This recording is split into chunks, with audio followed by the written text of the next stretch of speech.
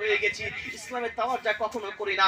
আরে ব্রাদার, বলতে চাই এটা সর্বসময় যে বাংলা এটা পড়তে হবে না এমনটা নয়, অবশ্যই বাংলার জ্ঞান রাখতে হবে, ইংরেজি পড়তে হবে না এমনটা নয়, অবশ্যই ইংরেজি জ্ঞান রাখতে হবে, কিন্তু তার সঙ্গে সঙ্গে আপনাকে আমাকে কোরআনের জ্ঞান অবশ্যই রাখতে হবে, অবশ্যই রাখতে হবে ব্রাদার।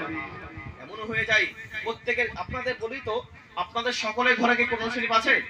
যদি বলে আছে কোরআন শরীফ, আচ্ছা হাত তুলে বলতে কার ঘরে কোরআন শরীফ আছে? আরে বলেন তো দেখি কোরআন শরীফ আছে কিনা? আছে কোরআন শরীফ আপনাদের ঘরে? আচ্ছা কোরআন শরীফ সকলের ঘরে আছে, সকলে বলতে পারেন বুকে হাত দিয়ে যে সকলে কোরআন শরীফ প্রত্যেকদিন আমরা পড়ে থাকি? হ্যাঁ, আমরা পড়ি না ভালো কথা, আমাদের ঘরের মেয়ে, আমাদের ঘরের স্ত্রী, আমাদের ঘরের বিবি, আমাদের ঘরের ছেলেরা পড়ে, বলতে পারবেন কেউ? এমনও দেখতে পাওয়া যায় কোরআন শরীফকে কিনে নিয়ে আসার পরে বাড়ির তাকের উপর রেখে দিয়েছে, যে কোরআন হচ্ছে অটুট বিধান, যেই কোরআনের সংবিধান মুসলিমরা মেনে থাকে।